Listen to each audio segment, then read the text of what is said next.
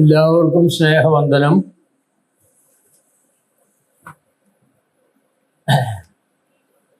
അനുഗ്രഹീതമായ ഒരു ദിവസമാണ് ഇന്നലെ നമുക്ക് ഉണ്ടായിരുന്നത്. ഇന്നും ദൈവം നമ്മെ അനുഗ്രഹിക്കേണ്ടതിനായിട്ട് നമുക്ക് പ്രാർത്ഥിക്കുകയും ഒരുങ്ങുകയും ചെയ്യാം. തലമുറകളെ ബാധിക്കുന്ന വിഷയമാണ് എൻ്റെ വിഷയം. ദൈവഭക്തിയുള്ള, ഭയമുള്ള തലമുറകളെ എങ്ങനെ വാർത്തെടുക്കാം എന്നതാണ് വിഷയം. ഇങ്ങനെയുള്ള ഒരു കോൺഫറൻസിൽ വെച്ചൊന്നും അവരെ വാർത്തെടുക്കാൻ ഒക്കില്ല. അത് ഒരാജീവനാന്ത പ്രക്രിയയാണ്. മക്കൾ ജനിക്കാനായിട്ട് വലിയ പ്രയാസമില്ല. പക്ഷേ മക്കളെ വളർത്തി അവരെത്തേണ്ടിടത്ത് എത്തിക്കാനായിട്ട് വലിയ പ്രയാസമാണ്. പ്രയാസമെന്ന് പറഞ്ഞാൽ അസാധ്യമെന്നല്ല, അതിന് ഒത്തിരി വില കൊടുക്കേണ്ടത് ആവശ്യമായി വരും. നാം ജീവിക്കുന്ന ഈ കാലഘട്ടം എന്ന് പറയുന്നത് യുവാക്കന്മാരും യുവതികളും മാത്രമല്ല, ബാലന്മാരും ബാലികകളും എല്ലാം വഴിതെറ്റി സഞ്ചരിക്കുന്ന ഒരു കാഴ്ച നാം കാണുന്ന കാലഘട്ടമാണ്. തലമുറകൾ ജീർണിച്ചു പോകുന്നത് എവിടെയും നമുക്ക് കാണാം. പഴയ നിയമം നാം വായിക്കുമ്പോൾ ആദാമ്യ സന്തതി പാപത്തിൽ അങ്ങനെ പെരുകി ദൈവത്തിൻ്റെ കൽപ്പനകളെ മാനിക്കാതെ ജീവിക്കുന്ന ഒരു കാഴ്ചയാണ് നമുക്കുള്ളത്. എന്നാൽ അതിനിടയിലും കരുണയുള്ള ദൈവം അനുഗ്രഹിക്കപ്പെട്ടതായിരിക്കുന്ന സന്തതികളെ വളരുവാൻ, യാഥാർത്ഥ്യമായി തീരുവാൻ തക്കവണ്ണം അനുവദിക്കുന്നതും നാം കാണുന്നുണ്ട്. ഈ പാപം എന്ന് പറയുന്ന വലിയൊരു പ്രശ്നം നമ്മുടെ എല്ലാവരുടെയും വ്യക്തിത്വത്തിലുണ്ട്, എല്ലാവരുടെയും ഉണ്ട്. ജീർണത എന്ന് പറയുന്നത്, നിങ്ങൾ ചിന്തിക്കുക, ആദമഹൂവമാര് പാപരഹിതരായി അവരെ സൃഷ്ടിച്ചു, അവർ പാപം ചെയ്തു, പാപികളായി തീർന്നു. അവർക്കുണ്ടായതായിരിക്കുന്ന മക്കളിൽ മൂത്തവൻ ഇളയവനെ ഒരുപക്ഷെ അന്ന് കല്ലുകൊണ്ട് പോലും ഇടിച്ചു കൊന്നു കാണും. ഇതൊരു ഭയങ്കരമാണ്. ലോകത്തിലെ ചരിത്രം അങ്ങോട്ട് ആരംഭിക്കുന്നതേ ഉള്ളൂ. പക്ഷെ ഈ പാപമെന്ന് പറഞ്ഞത് എത്ര ഭയങ്കരമായിരിക്കുന്ന ഒരു ശക്തിയാണ് എന്ന് മനസ്സിലാക്കാനാണ് ഞാനത് പറഞ്ഞത്. ലോകത്തിൻ്റെ ചരിത്രത്തിൻ്റെ ആരംഭത്തിൽ തന്നെ ഒരു കൊലപാതകവുമായിട്ടാണിത് ആരംഭിക്കുന്നത്. അതിനുശേഷമുള്ള സംഭവങ്ങൾ വായിച്ചു നോക്കുമ്പോൾ ഇത് ഭയങ്കരമാണ്. ഒടുവിൽ ദൈവം അവരെ മുഴുവനും കൊണ്ടുവന്ന് നോഹയുടെ കാലത്ത് നശിപ്പിച്ച് കളഞ്ഞു. ഒരു കുടുംബത്തെ മാത്രം രക്ഷിച്ചു. ആ കുടുംബത്തെ ദൈവം രക്ഷിക്കാനുള്ളതായിരിക്കുന്ന കാരണം രണ്ടുണ്ട്. ദൈവത്തിൻ്റെ ഭാഗത്തു നിന്ന് ദൈവം അവർക്ക് കരുണ കൊടുത്തു. തൻ്റെ തലമുറയിൽ നോഹയെ നീതിമാനായി കണ്ട ദൈവം തന്നെ രക്ഷിക്കണമെന്ന് തീരുമാനിച്ചു. മനുഷ്യൻ്റെ ഭാഗത്തു നിന്ന് നാം എബ്രായ ലേഖനത്തിൽ വായിക്കുന്നത് നോഹ തൻ്റെ കുടുംബത്തിൻ്റെ രക്ഷയ്ക്കായി ഒരു പെട്ടകം പണിതെന്നാണ്. അതാണ് കുടുംബത്തിൻ്റെ രക്ഷയ്ക്കായി പെട്ടകം പണിതു. ദൈവം നോഹയെ രക്ഷിക്കാൻ തീരുമാനിച്ചു, കാരണം നോഹ ആ തലമുറയിൽ നീതിമാനായിരുന്നു. പക്ഷെ നോഹ എന്ത് തീരുമാനിച്ചു? എൻ്റെ കുടുംബത്തെ ഞാൻ എന്നോട് രക്ഷിക്കുന്നു. അതിനെന്ത് ചെയ്തു? ഒരു പെട്ടകം പണിതു. പെട്ടകം പണിതത് ജന്തുക്കളെ കയറ്റാനും ലോകത്തിലുള്ള എല്ലാ മനുഷ്യരെ കയറ്റാനും ഒന്നും ആയിരുന്നില്ല. ആരെങ്കിലും ആഗ്രഹിച്ചെങ്കിൽ അവർക്ക് കയറാമായിരുന്നു. പക്ഷേ ആരും ആഗ്രഹിച്ചില്ല. കാരണം എല്ലാവരും ഒരുപോലെ കൊള്ളരുതാത്തവരായി തീർന്നൊരു തലമുറയാണ്. നോഹയ്ക്ക് മാത്രമേ ദൈവത്തിൻ്റെ കരുണ ലഭിച്ചുള്ളൂ. അപ്പം നോഹ തൻ്റെ കുടുംബത്തിന് വേണ്ടി തൻ്റെ ഭാര്യയെയും തൻ്റെ 3 മക്കളെയും അവരുടെ ഭാര്യമാരെയും രക്ഷിക്കാനായിട്ട്, അത്രയും പറഞ്ഞാൽ മതിയോ? അല്ല, നോഹയ്ക്ക് ശേഷം ഉണ്ടാകുന്നതായിരിക്കുന്ന തലമുറകളുടെ എല്ലാം സംരക്ഷണം മനസ്സിൽ കണ്ടുകൊണ്ട് നോഹ എന്ത് ചെയ്തു? ഒരു പെട്ടകം പണിതു. എനിക്ക് നിങ്ങളോട് പ്രാരംഭമായിട്ട് പറയാനുള്ളത്, നിങ്ങളുടെ കുടുംബത്തിന് വേണ്ടി നിങ്ങൾ പെട്ടകം പണിതിട്ടുണ്ടോ എന്ന ചോദ്യമാണ്. Have you built an ark for your family? No one did that. ലോകത്തിന് രക്ഷയ്ക്ക് വേണ്ടിയൊന്നുമല്ല ആർക്ക്. പെട്ടകം എന്ന് പറയുന്നത് രക്ഷയുടെ നിഴലോ കർത്താവിൻ്റെ നിഴലോ അല്ല, അത് സ്നാനത്തിനൊരു മുൻകുറിയുന്നു. അങ്ങനല്ലേ? രക്ഷിക്കപ്പെട്ടവർക്ക് മാത്രമല്ലേ സ്നാനമുള്ളത്? അതെ, അല്ലാത്തവർക്കില്ല. അപ്പോൾ ഈ നോഹ ചെയ്തത് എന്താണെന്ന് ചോദിച്ചാൽ, തൻ്റെ 3 മക്കളും അവരുടെ ഭാര്യമാരും, ആ സമയത്ത് അവർക്ക് മക്കളില്ല, നശിച്ചു പോകാൻ ഞാൻ സമ്മതിക്കുകയില്ല, നശിച്ചു പോകാൻ ഞാൻ സമ്മതിക്കുകയില്ല. അങ്ങനെ നിശ്ചയിക്കുന്ന മാതാപിതാക്കളാണ് അനുഗ്രഹീതമായ സന്തതികളെ വാർത്തെടുക്കുന്നത്. എന്ത് തീരുമാനിക്കുന്നത്? എൻ്റെ മക്കൾ നശിക്കാൻ ഞാൻ ഒരു കാരണവശാലും അനുവദിക്കുകയില്ല. മുഴുവൻ ലോകവും നരകത്തിൽ പോയാലും എൻ്റെ വർഗത്തിൽ നിന്ന് ഒരെണ്ണം പോകാൻ ഞാൻ സമ്മതിക്കില്ല, ഞാൻ സമ്മതിക്കില്ല. അപ്പോൾ അതിനുള്ളതായിരിക്കുന്ന പ്രിപ്പറേഷനാണ് 120 വർഷം ഈ നോഹ പെട്ടകം പണിയാനായിട്ട് ഉപയോഗിച്ചതും നീതിപ്രസംഗിയായിട്ട് നടന്നതുമൊക്കെ. ഇന്ന് അനേക മാതാപിതാക്കളും അവരുടെ മക്കളുടെ രക്ഷയ്ക്ക് വേണ്ടി പെട്ടകം പണിയുന്നില്ലെന്നുള്ളതാണ്. ചിലർ പറയും സഭ പണിയട്ടെ, പെട്ടകം പറയണം ഞങ്ങളുടെ പിള്ളേർക്ക് വേണ്ടി, സൺഡേ സ്കൂൾ അധ്യാപകർ പണിയിട്ടെ എന്നൊക്കെ പറയും. സൺഡേ സ്കൂൾ അധ്യാപകർ സഭയൊന്നുമല്ല. നിങ്ങളുടെ മക്കൾക്ക് രക്ഷയ്ക്ക് വേണ്ടി പെട്ടകം പണിയേണ്ടത് നിങ്ങൾ തന്നെയാണ്, നിങ്ങൾ തന്നെയാണ്. നിങ്ങളത് പണിതിട്ടില്ലെങ്കിൽ നിങ്ങളുടെ മക്കൾ ആഗ്രഹിക്കുന്ന സ്ഥലത്ത് എത്തിച്ചേരില്ല. അതേക്കുറിച്ചൊന്നും നിങ്ങളെ പ്രയാസപ്പെട്ടും സമ്പാദിച്ചിട്ടും കാര്യമില്ല. പെട്ടകം പണിതുകൊള്ളുക മക്കളുടെ രക്ഷയ്ക്ക് വേണ്ടി. അത് ദൈവത്തിൻ്റെ കൽപ്പനപ്രകാരമാണ് നോഹ പണിതത്, നോഹയുടെ ഇഷ്ടപ്രകാരമല്ല. എല്ലാം ദൈവം പറഞ്ഞു കൊടുത്തതുപോലെ നോഹ പണിതു. അങ്ങനെ തന്നെയാണ് ഇന്ന് നമ്മളും ചെയ്യേണ്ടത്. ദൈവവചന പ്രകാരം, ദൈവം പറഞ്ഞ പ്രകാരം നമ്മുടെ കുടുംബത്തിൻ്റെ രക്ഷയ്ക്ക് വേണ്ടി നാം പെട്ടകം പണിയേണ്ടവരാണ്. സങ്കടകരമായ ഒരു കാര്യം, ഞാൻ അറിയുന്ന ഒരുപാട് വിശ്വാസികൾ അവരുടെ മക്കൾക്ക് വേണ്ടി പെട്ടകം പണിതിട്ടില്ല. നോഹ പണിത പെട്ടകത്തിൽ എൻ്റെ മക്കളെ കൂടെ കയറ്റാമെന്ന് നിങ്ങൾ വിചാരിച്ചാൽ അത് ദൈവവചന പ്രകാരമുള്ള ക്രമീകരണമല്ല. നോഹയുടെ പെട്ടകത്തിൽ നോഹയുടെ മക്കളെ മാത്രം കയറ്റിയാൽ മതി. നിങ്ങൾ പണിയുന്ന പെട്ടകത്തിൽ നിങ്ങളുടെ മക്കളെ മാത്രം കയറ്റിയാൽ മതി, നിങ്ങളുടെ മക്കളും കയറിയാൽ മതി. പക്ഷേ എവിടെ ഒരു പെട്ടകം? അതൊരു വലിയ ചോദ്യമാണ്. അപ്പോൾ ഈ മക്കളെ എങ്ങനെ വിജയകരമായി വളർത്തിയെടുക്കാം, ഒരു തലമുറയെ വാർത്തെടുക്കാം എന്നൊക്കെ പറയാനായിട്ട് 1 മണിക്കൂർ എല്ലാം കൂടെ എനിക്കൊരു 45 മിനിറ്റ് തന്നിട്ടുണ്ട്. 45 മിനിറ്റ് കൊണ്ട് മക്കളെ വളർത്താമോ എന്ന് എനിക്കറിയില്ല. അതെ, അപ്പോൾ കുറച്ച് കാര്യങ്ങളൊക്കെ ഞാൻ പറയാം. സമയത്തിൻ്റെ ചുരുക്കം കൊണ്ട് 5 അതിപ്രധാനമായ പ്രമാണങ്ങൾ ഈ മക്കളെ വളർത്തുന്നത് സംബന്ധിച്ച് ഞാൻ നിങ്ങളോട് പറയാം.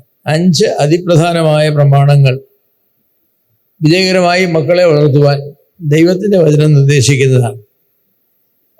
ഈ പ്രമാണങ്ങളെ മനഃപൂർവ്വം നാം ഉൾക്കൊണ്ടുകൊണ്ട് ജീവിച്ചാൽ വിജയകരമായ ഒരു തലമുറയെ നമുക്ക് വാർത്തെടുക്കുവാൻ കഴിഞ്ഞേക്കും എന്ന് ഞാൻ വിശ്വസിക്കുന്നു. ഈ 5 പ്രമാണങ്ങളും പാലിച്ചാൽ മക്കൾ നഷ്ടപ്പെട്ടു പോവില്ല. എന്നാലും അവരെല്ലാവരും ദൈവം അവർക്ക് കൊടുത്തിട്ടുള്ള സാധ്യതകളുടെ പരമാവധിയിലേക്ക് വരുമോ എന്ന് ചോദിച്ചാൽ അത് പിന്നെയും വേറെ, ഈ പ്രമാണങ്ങൾ ഉൾപ്പെടാത്ത പ്രമാണങ്ങൾ വേറെയുമുണ്ട്. എങ്കിലും ഈ 5 പ്രമാണങ്ങൾ കൊണ്ട് ഒരു തലമുറ തെറ്റിപ്പോകാതെ ദൈവത്തിന് കൊള്ളാകുന്നവരായി അവരെ വളർത്തിയെടുക്കുവാനായിട്ട് നമുക്ക് കഴിയും. എന്താണ് ഈ 5 പ്രമാണങ്ങൾ? നിങ്ങൾക്കറിയാവുന്ന കാര്യം ഞാൻ പറയുന്നതേ ഉള്ളൂ. ഒന്നാമത്തെ പ്രമാണമെന്ന് പറയുന്നത്, മക്കളെ സംബന്ധിച്ചുള്ള നിങ്ങളുടെ കാഴ്ചപ്പാടനുസരിച്ച് മാത്രമേ നിങ്ങൾക്ക് മക്കളെ വളർത്താൻ. മക്കളെ സംബന്ധിച്ച് സത്യസന്ധവും വചനാനുസൃതവുമായ ഒരു കാഴ്ചപ്പാട് നിങ്ങൾക്കുണ്ടെങ്കിൽ മാത്രമേ നിങ്ങളുടെ മക്കളെ വചനാനുസൃതവും സത്യസന്ധവുമായി വളർത്തിയെടുക്കാനായിട്ട് സാധിക്കും.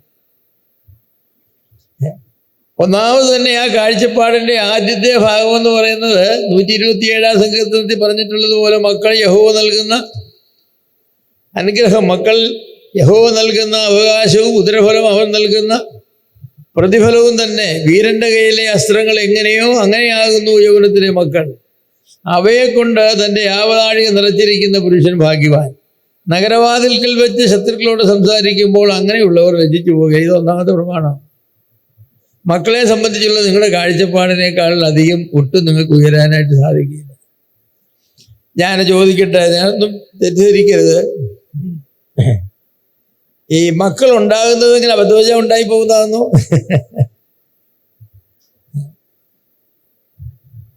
അബദ്ധവശാൽ മക്കളുണ്ടായാൽ അബദ്ധവശാൽ അവർ നല്ലവരായി തീർന്നേക്കും. നിശ്ചയമൊന്നുമില്ല, ആകാതിരിക്കാം. മക്കൾ അങ്ങനെയല്ല ഉണ്ടാകേണ്ടത്. യഹോവ നൽകുന്ന അവകാശമാണ് എന്ന നിലയിൽ യഹോവയോട് ചോദിച്ചു വേണം മക്കളുണ്ടാകാൻ.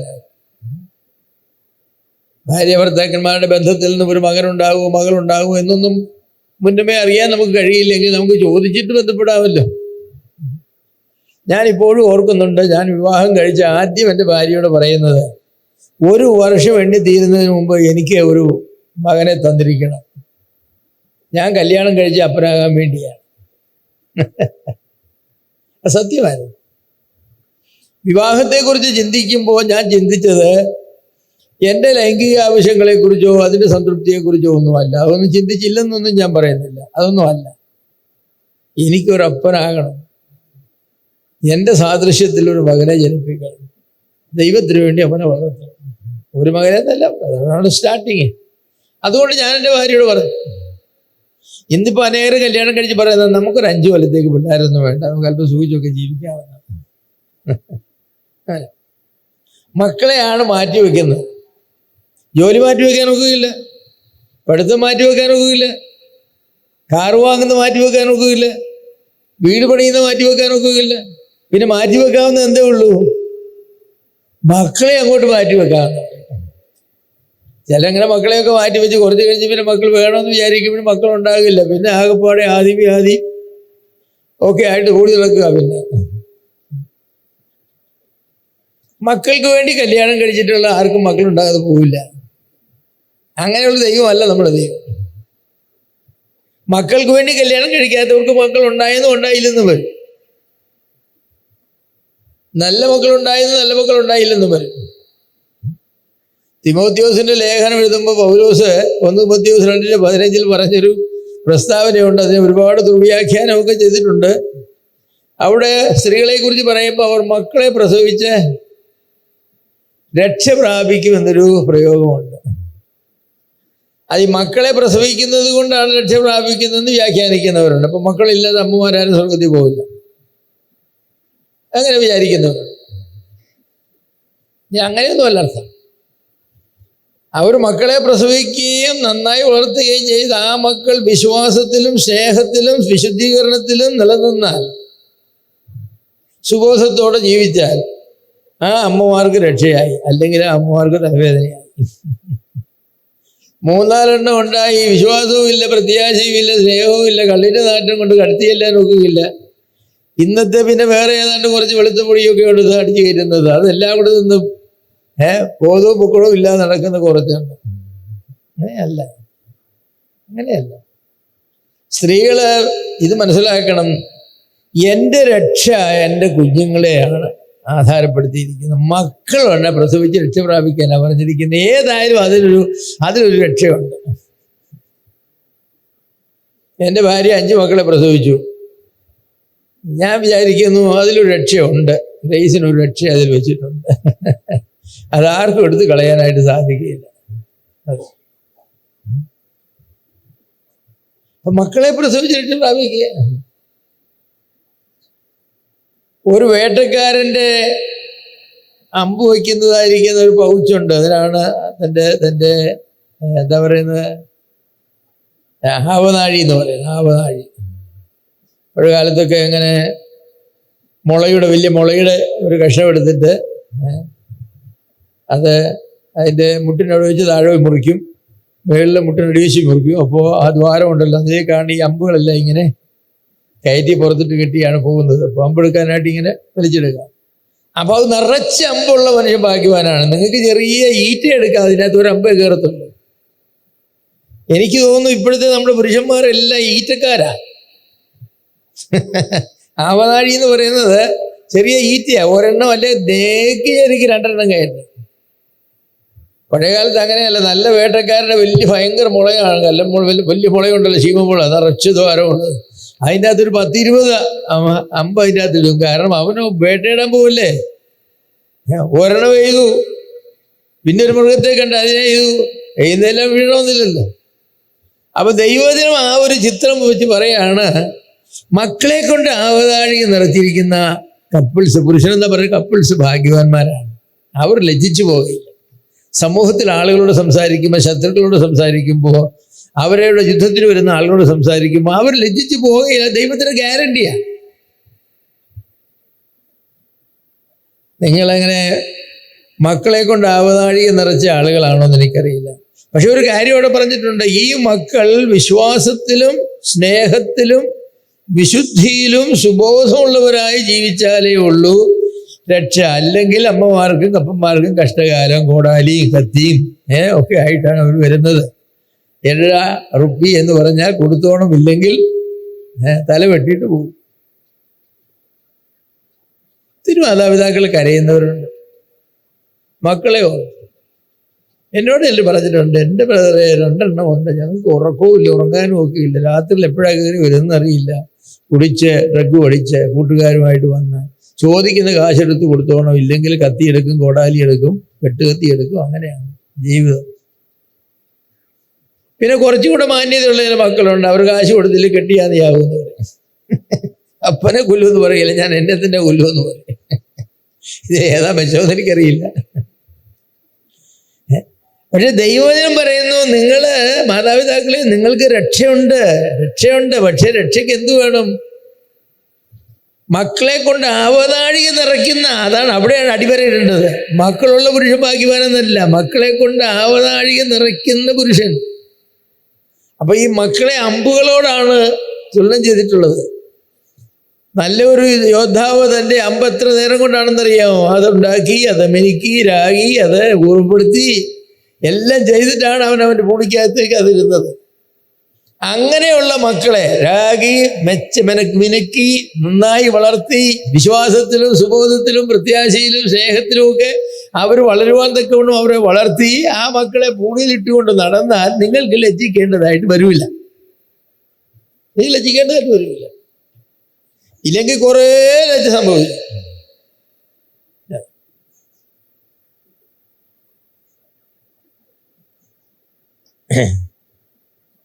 ഒരു ഭാര്യയും ഭർത്താവും വിവാഹം കഴിക്കുമ്പോൾ അവർ പ്രാർത്ഥിക്കേണ്ട പല പ്രാർത്ഥനകളുണ്ട്. ഞാൻ പ്രാർത്ഥിക്കുന്ന ഒരു പ്രാർത്ഥനയുണ്ട്, എൻ്റെ തലമുറകളിൽ ഞങ്ങൾക്ക് ദൈവം തരുന്ന മക്കളിൽ ഒരുത്തിനും മാനസിക രോഗിയോ പൊട്ടനോ ചെട്ടിയോ ആകരുത്. അവരൊക്കെ ബുദ്ധിയുള്ളവരും ആരോഗ്യമുള്ളവരും ദൈവഭയമുള്ളവരും ദൈവഭക്തിയുള്ളവരും ദൈവരാജ്യത്തിന് കൊള്ളാകുന്നവരും ചെറുപ്പത്തിൽ രക്ഷിക്കപ്പെടുന്നവരുമായിരിക്കുന്ന പിള്ളേരാകണം.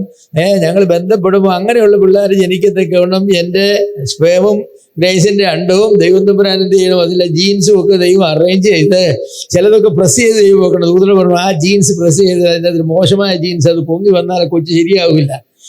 അങ്ങനെ പ്രാർത്ഥിച്ച് തയ്യാറായാണ് പിള്ളേരുണ്ടായത്. അല്ല ചുമ്മാ മൃഗീയമായ വാസനയോടുകൂടെ കേവലം ശാരീരിക സംതൃപ്തിക്ക് വേണ്ടി മാത്രം ബന്ധപ്പെട്ടിട്ട് പിള്ളേരുണ്ടായിട്ട് നന്നായിരിക്കണം എന്ന് പറയും. എങ്ങനെ നന്നാകാനാ? എങ്ങനെ നന്നാണ്?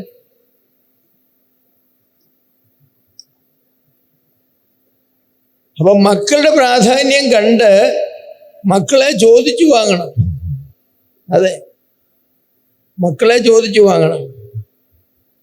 റാഹേൽ പറഞ്ഞ ഒരു പ്രസ്താവന ഞാൻ എപ്പോഴും ഓർക്കും. ഉൽപ്പത്തി പുസ്തകം 30 അധ്യായത്തിൽ എഴുതിയിട്ടുണ്ട്, എനിക്ക് മക്കളെ തരിക അല്ലെങ്കിൽ ഞാൻ മരിച്ചു പോകുമെന്ന് പറഞ്ഞു. എനിക്ക് മക്കളെ തരിക. യാക്കോബിന് കോപം വന്നേ, ദൈവമാണോ ചോദിച്ചു മക്കളെ തരാം. പക്ഷെ എനിക്ക് തള്ള ഇഷ്ടമാണ്. കാരണം എന്താണെന്ന് വെച്ചാൽ ലേക്ക് പിള്ളേരെല്ലാം ഉണ്ടാകുന്നുണ്ട്, ആണ്ടുതോറും പ്രസവിക്കുക. എനിക്കൊരു കൊച്ചുപോലും ഉണ്ടാകും, ചത്തുപോകുന്നു പറഞ്ഞു. കാരണം രക്ഷ കിട്ടണേ മക്കളെ പ്രസവിച്ച് രക്ഷ കിട്ടത്തുള്ളൂ. എനിക്ക് മക്കളെ പ്രസവിക്കാവത്തില്ല, ഞാൻ എന്ത് ചെയ്യും? ഞാൻ ചത്തുപോകും. മക്കളെത്തരം പറയും. അങ്ങനെ ഒരു മക്കൾക്ക് വേണ്ടി ഒരു ആർത്തി നമുക്കുണ്ടാകണം. ഇപ്പോഴേ ഒരെണ്ണം മതി, അതും പ്രസവവേദന സഹിക്കാതിരിക്കാൻ സിസേറിയനായാൽ മതി. അപ്പം ഞാൻ നിന്നെ വേദനയോടെ പ്രസവിച്ചു എന്ന് പറയണ്ട, നിന്നെ കീറിയുടെ ഡോക്ടർ എടുക്കുകയാണ്, ഞാൻ നീ ഉണ്ടായി പറഞ്ഞു പോലുമില്ല. കുറച്ച് കഴിഞ്ഞ് അവർ തുണിക്കകത്ത് പൊതിഞ്ഞ് കെട്ടി എൻ്റെ അടുക്ക് കൊണ്ടുവന്നത്, ഇത് നിന്റെ വയറ്റിൽ നിന്ന് എടുത്ത് അടിയുന്നു. അപ്പോൾ സിസേറിയൻ ചെയ്യുന്നതെല്ലാം പാവാന്നൊന്നും ഞാൻ പറഞ്ഞെന്ന് വിചാരിക്കരുത്. പക്ഷേ ആവശ്യമില്ലാത്ത ഒരുപാട് സിസേറിയൻസ് നടക്കുന്നുണ്ട്. അമ്മമാരതിനെ സമ്മതിക്കരുത്. അവസാന നിമിഷം രക്ഷയില്ലെന്ന് വന്നാലേ സമ്മതിക്കാം. ഇല്ല ഡോക്ടറെ വേണ്ട, നേരത്തെ പറയണം, ഡോക്ടറെ സിസേറിയൻ ഞങ്ങൾ ആഗ്രഹിക്കുന്നില്ല ഒരു കാരണവശാലും. പിന്നെ വളരെ ഗൗരവമായ പ്രോബ്ലം വന്നാൽ മാത്രമേ ഞങ്ങൾ സിസേറിയൻ സമ്മതിക്കത്തുള്ളൂ. അതുകൊണ്ട് നാച്ചുറൽ ഡെലിവറി എടുക്കാനായിട്ട് ശ്രമിച്ചോണം. ഈ മക്കളെന്നൊക്കെ പറയുന്ന ചെറിയ കാര്യങ്ങളല്ല എൻ്റെ പ്രിയമുള്ളവരെ. മക്കൾ നല്ല മക്കൾ വേണം, ഭക്തിയുള്ള മക്കൾ വേണമെന്ന് പറഞ്ഞാലേ അങ്ങനെയൊന്നും നല്ല മക്കളെ, ഭക്തിയുള്ള മക്കളെ ഒന്നും നമുക്ക് വളർത്തിയെടുക്കാനായിട്ട് സാധിക്കില്ല. യോഹന്നാന്റെ സുവിശേഷം 16-ാം അധ്യായത്തിൽ 21-ാമത്തെ വാക്യത്തിൽ നമ്മുടെ കർത്താവ് പറഞ്ഞ ഒരു പ്രസ്താവനയുണ്ട്. ഒരു സ്ത്രീ വളരെ വേദനയോടുകൂടെ മക്കളെ പ്രസവിക്കുന്നു. പ്രസവിച്ച് കഴിഞ്ഞിട്ട് ഒരു മകനെ, പൈതലിനെ ഈ ലോകത്തിന് സമ്മാനിച്ചു എന്ന് മനസ്സിലാക്കി ഏറ്റവും വലിയ സന്തോഷം വരുന്നു. അങ്ങനെ കർത്താവ് പറഞ്ഞു. പ്രസവവേദന എന്ന് പറയുന്ന ലോകത്തിലെ ഏറ്റവും വലിയ വേദനയാണ്. എന്നാൽ കുഞ്ഞിന് ജന്മം കൊടുക്കുന്നതാണ് ലോകത്തിലെ ഏറ്റവും വലിയ സന്തോഷം. ഇത് രണ്ടും കൂടെ ഇങ്ങനെ ചർച്ച. പ്രസവവേദന ലോകത്തിലെ ഏറ്റവും വലിയ വേദനയാണെങ്കിലും അതിൻ്റെ പ്രോഡക്റ്റാണ് ലോകത്തിലെ ഏറ്റവും വലിയ സന്തോഷം. അതുകൊണ്ടാണ് പ്രസവവേദന മറന്നു പോകുന്നത്. പ്രസവവേദന മറന്നു പോകുന്നത്. നിങ്ങൾ പ്രസവിക്കുന്നതെല്ലാം ചാവിളകളാണെന്ന് നേരത്തെ അറിയാമായിരുന്നെങ്കിൽ നിങ്ങൾക്ക് നല്ല പ്രത്യാശയുണ്ട്. ഡോക്ടർ പറഞ്ഞ് കൊച്ച് ചത്തതാ, നീ എങ്ങനെയും പ്രസവിക്കേ. എന്ത് മോട്ടിവേഷനുള്ളത്, എന്ത് സന്തോഷമുള്ളത്. ഒരമ്മ ഈ പ്രസവവേദന സഹിക്കുന്നതിന് പിന്നിലെ രഹസ്യം എന്താണെന്നറിയാമോ? ആ കുഞ്ഞിൻ്റെ മുഖം കാണുമ്പോൾ ഞാൻ ഈ ലോകത്തിന് ദൈവത്തിൻ്റെ വകയായിട്ട് ഒരു പൈതലിനെ സംഭാവന ചെയ്തു. അതൊരു ചെറിയ കോൺട്രിബ്യൂഷൻ അല്ല, അതൊരു വലിയ കോൺട്രിബ്യൂഷനാണ്. അതൊരു വലിയ കോൺട്രിബ്യൂഷൻ. ആ ഒരു സന്തോഷം എന്ന് പറയുന്നത് വലുതാണ്. അപ്പോൾ വേദനയോടെ മക്കളെ പ്രസവിക്കുക, സന്തോഷത്തോടെ അവരെ വളർത്തുക. ഇതാണ് വേദനയോടെ മക്കളെ പ്രസവിക്കുക, സന്തോഷത്തോടെ അവരെ വളർത്തുക. ചില അമ്മമാർ മക്കളെ വളർത്തുന്നതൊക്കെ കണ്ടു കഴിഞ്ഞാലേ ഈ അമ്മയും മകളും കിടന്ന് കുസി പിടിക്കുന്നത് കാണാം. അമ്മ ഇവിടെ പിടിച്ച് കൊച്ചവിടെ കട്ടിച്ച് ചിലപ്പോൾ പിന്നെ അവസാനം പറയും ഇതിനെ കൊണ്ട് ഞാനങ്ങ് ശല്യം കിട്ടുന്നു. എന്തിനു ശല്യം കിട്ടുന്നത്? എന്തിനു ശല്യം കിട്ടുന്നത്? നിങ്ങളുടെ ഉദരത്തിൽ നിന്ന് വന്നതല്ലേ, വന്നപ്പോൾ ശല്യമൊന്നും ഇല്ലായിരുന്നില്ല. തന്നെ ഒരു വാക്ക് പോലും പറയാൻ കഴിയില്ല. ഇപ്പോൾ ഒരു വർഷം കഴിഞ്ഞപ്പോൾ നിങ്ങൾ പറയാം ഞാൻ ഇതിനെക്കൂടെ ശല്യമായി. അപ്പം മക്കളെ പറ്റിയുള്ളൊരു നല്ല കാഴ്ചപ്പാട് വേണം കേട്ടോ. ഞാനതാ പറഞ്ഞു, ഒരു കാര്യം, ഒരു പ്രമാണം പറഞ്ഞു, നിങ്ങളുടെ കാഴ്ചപ്പാടിനനുസരിച്ചുള്ള മക്കളെ നിങ്ങൾക്ക് കിട്ടത്തുള്ളൂ. ഭക്തരെ വേണം, എനിക്ക് ഭക്തരായ മക്കളെ വേണമെങ്കിൽ നിങ്ങൾ എന്ത് ചെയ്യണമെന്നറിയാമോ? ദൈവത്തോട് പറയണം, കർത്താവേ ഞാനും എൻ്റെ ഭാര്യയും ബന്ധപ്പെടാണ്ട് പോവുകയാണ്, ഞങ്ങൾക്ക് ദൈവനാമത്തിന് മഹത്വം വരുത്തുന്ന, ആ സഭയ്ക്ക് ഗുണം വരുന്ന ഭക്തനായ ഒരു മകനെ ഈ ബന്ധത്തിൽ നിന്ന് നീ ഞങ്ങൾക്ക് തരണം, നന്ദി വെക്കൂ. അങ്ങനെ പറഞ്ഞ കർത്താവ് തരാതിരിക്കുമോ? കർത്താവ് പറയും നിനക്ക് മുടിഞ്ഞതിനെ ഞാൻ തരുപടിയുന്നു പറയുമോ? അങ്ങനെ കർത്താവ് പറയുകയില്ല. പക്ഷെ നമ്മൾ അങ്ങനെ ഒന്നും ചോദിക്കുന്നില്ലല്ലോ. ഇത് വളർന്ന് 10-15 വയസ്സായിട്ട് വീട്ടിൽ വന്ന് വഴക്കുണ്ടാകുമ്പോഴല്ലയോ നമ്മൾ പറയുന്നത് എന്താ ഒരു കാര്യം, ഈ കൊച്ചിങ്ങിനാകാൻ കാര്യം ആരാ ഇതിന് കാരണം? നിങ്ങളെ കാര്യമല്ല. ആരാ കാര്യം? അയൽക്കാരാണോ കാര്യം? നിങ്ങൾ തന്നെ കാരണം. അപ്പൊ പിള്ളേർക്ക് വേണ്ടിയുള്ളതായിരിക്കുന്ന ചിന്തയും മക്കളെ ജനിപ്പിക്കുന്ന രീതിയും മക്കൾക്ക് വേണ്ടിയുള്ളതായിരിക്കുന്ന ഭാരവും പ്രാർത്ഥനയും ഒന്നും ഇല്ലാതെ എൻ്റെ പ്രിയമുള്ളവരെ നല്ല മക്കൾ വേണമെന്ന് ആഗ്രഹിച്ചാലേ ഞാൻ വിചാരിക്കുന്നു അത് സാധിക്കാൻ പോകുന്നില്ല. പിന്നെ നമ്മൾ പറയില്ലയോ കിട്ടിയത് ഏതായാലും ഇരിക്കട്ടെ, അങ്ങനെയാണിപ്പോൾ കിട്ടിയതിരിക്കട്ടെ, നന്നാകുന്നോ നോക്കട്ടെ, നന്നായില്ലെങ്കിൽ അവൻ്റെ വഴിക്കവൻ പോകട്ടെ, അവിടെ വഴിക്കവൻ അവൾ പോകട്ടെ. അങ്ങനെ പോയാൽ കുറച്ച് കഴിയുമ്പോൾ എവിടെ ഒരു മുസ്ലിമിനെയോ ഒരു ഹിന്ദുവിനെയോ ഒരു നിരീശ്വരവാദിയെയോ ആരെങ്കിലും വലിച്ചോണ്ട് വരും, ഡാഡി മമ്മി എൻ്റെ പാർട്ണറെ കിട്ടി, കൊള്ളാവുന്ന പാർട്ണറാണ്, നിനക്കിതേ കിട്ടുമെന്ന് ഞങ്ങൾക്ക് അറിയാം. കാരണം അങ്ങനെ ഒന്നും കിട്ടരുതെന്ന് ഞങ്ങൾ നിനക്ക് വേണ്ടി പ്രാർത്ഥിച്ചിട്ടുമില്ല. ഇല്ല.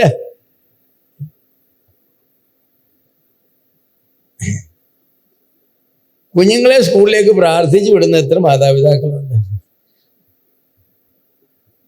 പൊതി കെട്ടി കൊടുക്കും, ചോറെടുത്ത് കൊടുക്കും, ബാഗ് എടുത്തു കൊടുക്കും, എല്ലാം കൊടുക്കും. കർത്താവേ ഇന്ന് ഈ കുഞ്ഞ് തെറ്റായ ഒരു വാക്ക് പഠിക്കാനോ തെറ്റായ ഒരു ശീലം പഠിക്കാനോ തെറ്റായ ഒരു ശബ്ദം അവൻ്റെ ചെവി വരാനോ അവിടുന്ന് അനുവദിക്കരുത്.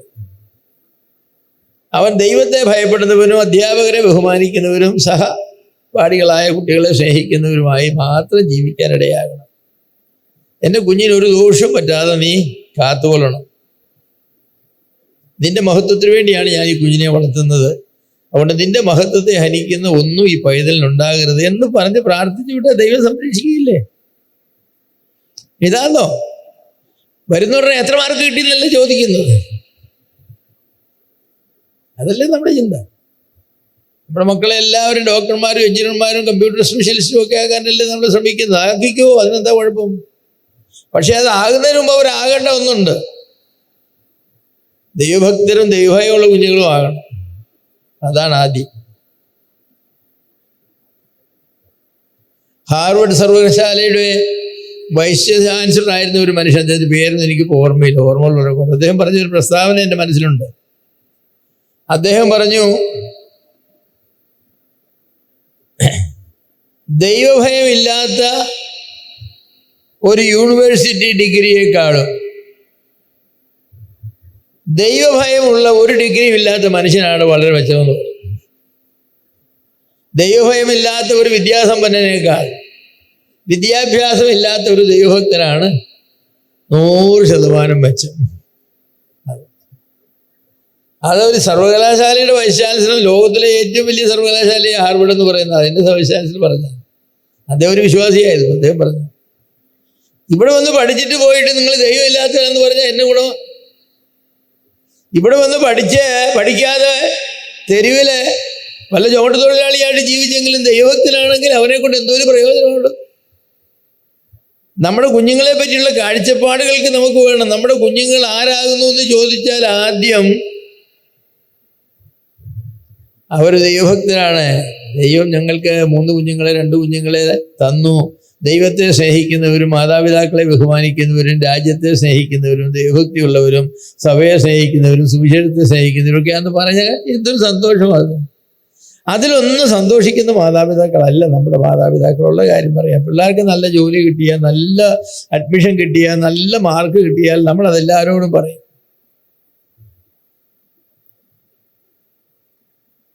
പക്ഷെ മറ്റൊന്നും നമ്മൾ പറയില്ല. നിങ്ങൾ ആരെങ്കിലും പറഞ്ഞിട്ടുണ്ടോ എൻ്റെ മകനൊരു സുവിശേഷനാകാൻ വേണ്ടി പ്രാർത്ഥിക്കണേ സൗകര്യം എന്ന് പറഞ്ഞിട്ടുണ്ടോ? ഇവിടെ ഇരിക്കുന്ന ആരെങ്കിലും പറഞ്ഞിട്ടുണ്ടോ നിങ്ങളുടെ മക്കളെക്കുറിച്ച്? എൻ്റെ മകളൊരു സുവിശേഷം, എൻ്റെ ഒരു മിഷണറിയുടെ ഭാര്യയാകാൻ വേണ്ടി നിങ്ങൾ പ്രാർത്ഥിക്കണേ, ഞങ്ങളുടെ ആഗ്രഹം അതൊക്കെ എന്നാലും പറഞ്ഞിട്ടുണ്ടോ? അതേസമയം പരീക്ഷ എഴുതുക കേട്ടോ, ഇൻ്റർവ്യൂവിന് പോവുക കേട്ടോ, പ്രാർത്ഥിക്കണേന്ന് പറഞ്ഞിട്ടില്ലാത്തവരാരാ? അപ്പം ഈ ഒന്നാമത്തെ പ്രമാണം അതീവ പ്രാധാന്യമുള്ള പ്രമാണമാണ്. എന്താ ഒന്നാമത്തെ പ്രമാണം എന്ന് പറയുന്നത്? മക്കളെ സംബന്ധിച്ചുള്ള നിങ്ങളുടെ കാഴ്ചപ്പാട് ആ മക്കൾ ആരായിത്തീരുമെന്നുള്ളത് നിശ്ചയിക്കുന്നു. നിങ്ങളുടെ കാഴ്ചപ്പാടിനേക്കാൾ ഉന്നതമായ മക്കളെ വളർത്തിയെടുക്കാൻ നിങ്ങൾക്ക് സാധിക്കുകയില്ല. പിന്നെ ദൈവം തമ്പുരാൻ ഇന്റർഫിയർ ചെയ്ത് വേണം പല കാര്യവും ചെയ്യാൻ. അങ്ങനെയൊക്കെ ദൈവം ചെയ്യും ചില സമയങ്ങളിൽ. രണ്ടാമത്തെ പ്രമാണം എന്ന് പറയുന്നത് മക്കൾക്ക് വേണ്ടിയുള്ള ഒരു കമ്മിറ്റ്മെന്റ് മാതാപിതാക്കൾക്ക് ഉണ്ടായെങ്കിൽ മാത്രമേ മക്കളെ വളർത്തിയെടുക്കാൻ സാധിക്കൂ. നിങ്ങളുടെ മക്കൾ ആരായി തീരും എന്നുള്ളത് നിശ്ചയിക്കുന്നത് നല്ല മക്കൾ ജനിക്കുന്നത് കൊണ്ട് മാത്രമായില്ല, ആ മക്കൾക്ക് വേണ്ടി നിങ്ങൾ കമ്മിറ്റഡ് ആണോ? അപ്പം അതിനൊരു നല്ല ദൃഷ്ടാന്തമാണ് ശമൂവേലും ശമൂവേലിൻ്റെ അമ്മ ഹന്നായും. ഹന്നായിക്ക് മക്കളുണ്ടാകാതെ വളരെ വേദനിച്ചു. നിങ്ങൾക്ക് ചരിത്രമൊക്കെ അറിയാം. ദൈവസന്നിധി ചെന്നിരുന്ന് ദുഃഖത്തോടെ കരഞ്ഞു. ഒരു വാക്ക് ഉച്ചരിക്കാതെ കണ്ണിൽ നിന്ന് മാത്രം ഇങ്ങനെ കണ്ണുനീര് വരികയും ചെറി ഇങ്ങനെ അനങ്ങാതെ അവിടെ ഒഴിക്കുകയും ചെയ്യുന്ന കണ്ടപ്പോൾ ഏലി പറഞ്ഞു, മതിയടി, നിന്റെ മദ്യം ഒന്ന് ഇറങ്ങട്ടെന്ന് പറഞ്ഞു. ഞങ്ങൾ പറഞ്ഞു, അങ്ങനെ പറയരുത്, ഞാനൊരു നീച സ്ത്രീ അല്ല, ഹൃദയത്തിൻ്റെ ദുഃഖം ദൈവസന്നിധി പകരുകയായിരുന്നു പറഞ്ഞു. ഉടനെ പറഞ്ഞു, എന്താണോ പകർന്നത് നിനക്ക് ദൈവം തരട്ടെന്ന് പറഞ്ഞു. അവൾ അവിടുന്ന് സന്തോഷത്തോടെ എഴുന്നേറ്റ് പോയി. പിന്നെ അവിടെ മുഖം പാടിയില്ലെന്നാണ്. കാരണം ദൈവത്തിൻ്റെ മഹാപുരോഹിതനാണ് പറഞ്ഞ ദൈവം നിനക്ക് തരട്ടെന്ന്. അത് പ്രവചനമാണ്. അപ്പൊ ഈ ഹന്ന വീട്ടിൽ പോയി പറഞ്ഞത്, എൽക്കാന ഹന്നായെ പരിഗ്രഹിച്ചു, അവൾ ഗർഭം ധരിച്ചു, ഒരു മകനെ പ്രസവിച്ചു, അവന് ശമൂവേൽ എന്ന് പേര്. ഇല്ല, കുഞ്ഞുങ്ങളുടെ പേരിടുന്നതൊക്കെ വളരെ പ്രധാനപ്പെട്ട. ഞാൻ യഹോവയോട് ചോദിച്ചു വാങ്ങി എന്ന് പറഞ്ഞ് പേരിടുന്നതാണ്. അതതിൻ്റെ അർത്ഥം, ചോദിച്ചു വാങ്ങപ്പെട്ടവൻ. ഒരുപാട് പിള്ളേർക്ക് അന്ന് ആ പേരുണ്ടാവില്ല. കാരണം എന്ന് പറഞ്ഞാൽ ചോദിച്ചു വാങ്ങിയവരല്ലല്ലോ അവര്, അല്ലേ? 1 മാസം 2 മാസം കഴിഞ്ഞപ്പം ഭാര്യ പറഞ്ഞു, എനിക്ക് ഒരു സംശയം, നമുക്ക് അല്ലേ പിന്നെ ഒരെണ്ണം ഉണ്ടാകാൻ പോവാന്ന്. ഇപ്പൊ വേണ്ടായിരുന്നത്, നീ എന്ത് സൂക്ഷിക്കാൻ ഇങ്ങനൊക്കെ. ഇനിയിപ്പോൾ എന്നെ ചെയ്യാനാ, അല്ലേ? ഒത്തിരി പപ്പായ ഒത്തിരി പൈനാപ്പിളും ഒക്കെ അടിച്ച് നോക്ക്, പോന്നേ അങ്ങ് പോട്ട് എന്നൊക്കെ പറയുന്ന ആള്. ഹന്ന ഈ കുഞ്ഞുണ്ടായി കഴിഞ്ഞാൽ അവരെല്ലാ വർഷവും അവർ കുടുംബമായിട്ട് യെരൂശലേമിൽ ശീലോഹിൽ പോകും ദൈവത്തിന് യാഗം കഴിക്കാൻ. അത് ദൈവത്തിൻ്റെ പ്രമാണമാണ്. ഈ കുഞ്ഞുണ്ടായി കഴിഞ്ഞ വർഷവും എൽക്കാന പറഞ്ഞ് നമുക്ക് പോവാം. ഹന്ന പറഞ്ഞ് ഞാൻ വരുന്നില്ലെന്ന് പറഞ്ഞു. അതിന് നീ വരാത്തത്? ഞാൻ വരുന്നു. എൻ്റെ കുഞ്ഞിൻ്റെ മുലകൂടി മാറിയ ശേഷം ഞാൻ എൻ്റെ കുഞ്ഞിനെ ദൈവത്തിന് കൊണ്ട് കൊടുക്കാനായിട്ട് വരും, അന്നേരമേ പോകുന്നുള്ളൂ എന്ന് പറഞ്ഞാൽ 3 വർഷം ഞാൻ എൻ്റെ വീട് വിട്ട് എങ്ങും പോകുന്നില്ല. എൻ്റെ കൊച്ചിനെ ഒരവിശ്വാസത്തെ കാണിക്കാനും ഞാൻ പോകുന്നില്ല. 3 വർഷത്തേക്ക് എൻ്റെ കൊച്ചിനെ എങ്ങും ഞാൻ കൊണ്ടുപോകുന്നില്ല, സഭയിലും കൊണ്ടുപോകുന്നില്ല, എങ്ങും കൊണ്ടുപോകുന്നില്ല. ഞാൻ വീട്ടിൽ ഇരുന്ന് അവനെ വളർത്തിയെടുക്കും. അങ്ങനെ 3 വർഷം ഹന്ന മകന് വേണ്ടി കമ്മിറ്റഡ് ആയിരുന്നു. വേറെ ഒന്നിനും പോയില്ല. അവൾ 3 വർഷവും മകന് വേണ്ടി വീട്ടിലിരുന്ന് കമ്മിറ്റഡ് ആയിരുന്നു. രാവിലെയും ഉച്ചയ്ക്കും വൈകിട്ടും പ്രാർത്ഥനയും, അവനെ ബൈബിൾ പഠിപ്പിക്കുകയും അവൻ്റെ വ്യക്തിത്വത്തെ ഡെവലപ്പ് ചെയ്യുകയും അവൻ്റെ ടെമ്പറമെന്റിനെ രൂപപ്പെടുത്തിയെടുക്കുകയും എല്ലാം ചെയ്തു. 3 വർഷം തികഞ്ഞപ്പോൾ 3 വയസ്സുള്ള ഒരു കാളയും ഒരു പുറമാവും പിന്നെ എല്ലാം എടുത്തിട്ട് ദൈവാലയത്തിൽ ചെന്നിട്ട് ഏലിയുടെ കയ്യിൽ കൊണ്ടേൽപ്പിച്ചു പോകുന്നു. 3 വയസ്സുള്ളപ്പോൾ ഏലിയെ കൊണ്ടേൽപ്പിച്ചിട്ട് പോകുന്നു. നമ്മുടെ പിള്ളേരാണെങ്കിൽ 3 വയസ്സുള്ളപ്പോൾ നേഴ്സറി പോകുന്ന കാലത്ത് നമുക്കറിയില്ല, അയ്യോ എന്തോ ഒരു കരച്ചിലും വിളിച്ചിലുമാണ്, എന്തോ ഒരു കരച്ചിലും വിളിച്ചു. 3 വയസ്സുള്ള കൊച്ചിനെ ദൈവത്തെ ചെന്ന് ശുശ്രൂഷ ചെയ്യാനേ പോയി. ഈ അമ്മയുടെ കമ്മിറ്റ്മെന്റ് ആണ് ഞാൻ പറയുന്നത്. That's a commitment. For 3 years Hannah didn't go anywhere, even to the house of the Lord. Stayed at home with her son, poured into his life. ഇത് ജനിക്കുമ്പം തന്നെ കൊണ്ടൊരു കൃഷി അങ്ങ് കൊടുക്കുകയില്ലേ, ബേബി സിറ്ററെ അങ്ങ് ഏൽപ്പിക്കുകയില്ലേ, വളർത്തിക്കോളാന്നല്ലേ പറയുന്നത്. പിന്നെ എങ്ങനെ ഇതൊക്കെ ശരിയാകുന്നത്? കൃഷിയിൽ അവർ കുഞ്ഞുങ്ങളെ ക്രഷ് ചെയ്യുക. ആരാ പേരിട്ടെന്ന് എനിക്കറിയില്ല. And I say crush is a place where they crush the babies. ചുമ്മാ പൊട്ടിപ്പെണ്ണുങ്ങൾ, പൊട്ടിവിട്ട് പെണ്ണുങ്ങളൊക്കെ ഇല്ലയോ നമ്മൾ കൊച്ചിലെ വളർത്തുന്നത്. പൊട്ടിപ്പെണ്ണുങ്ങൾ കൊച്ചുകളെ വളർത്തിയാൽ ശരിയാകും. നമ്മുടെ ഇടയിലും പൊട്ടികളൊക്കെ ആയി തുടങ്ങി കേട്ടോ.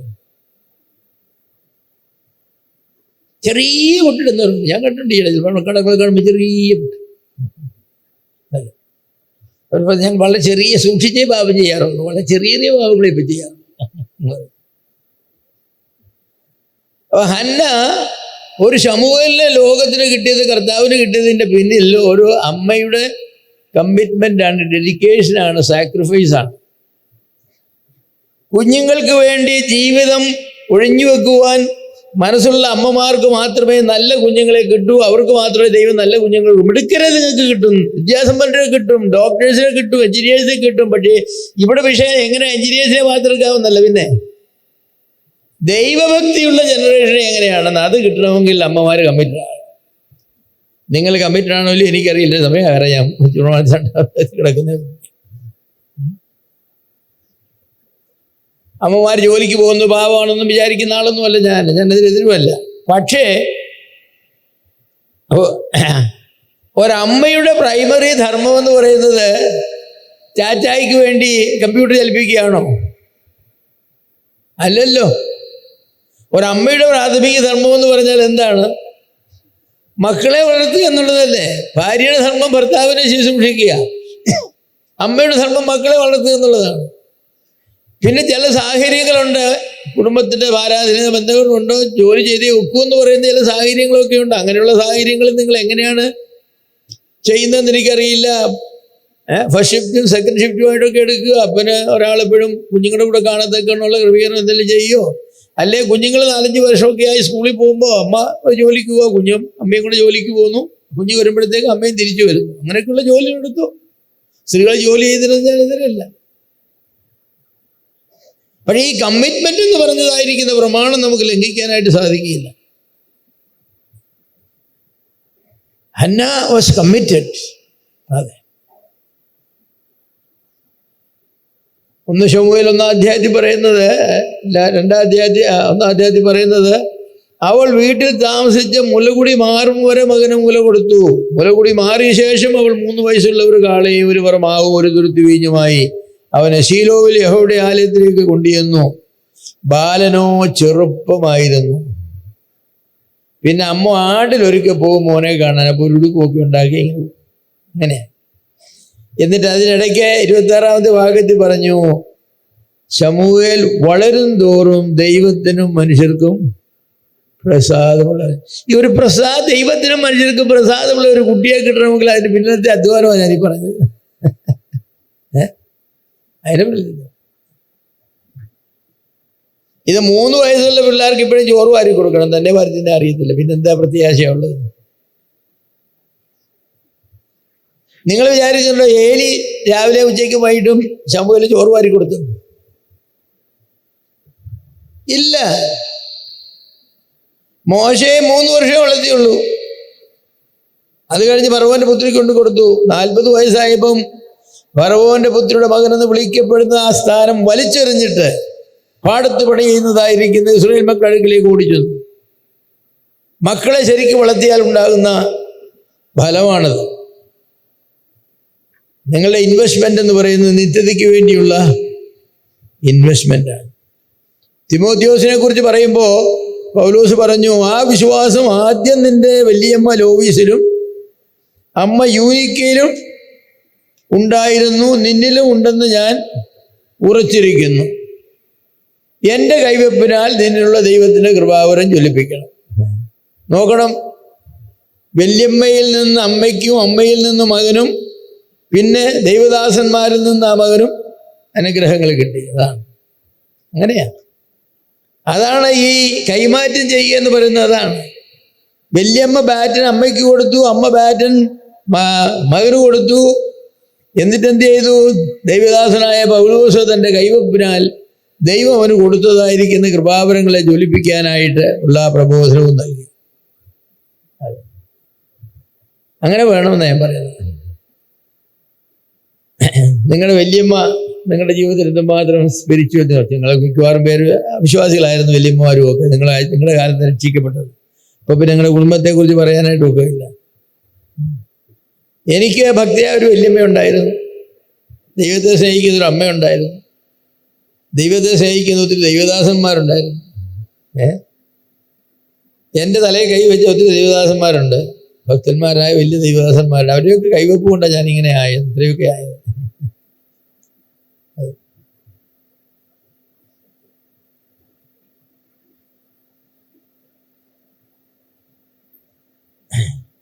മറ്റുള്ളവരുടെ കോൺട്രിബ്യൂഷൻ വളരെ പ്രധാനപ്പെട്ടതാണ് കേട്ടോ.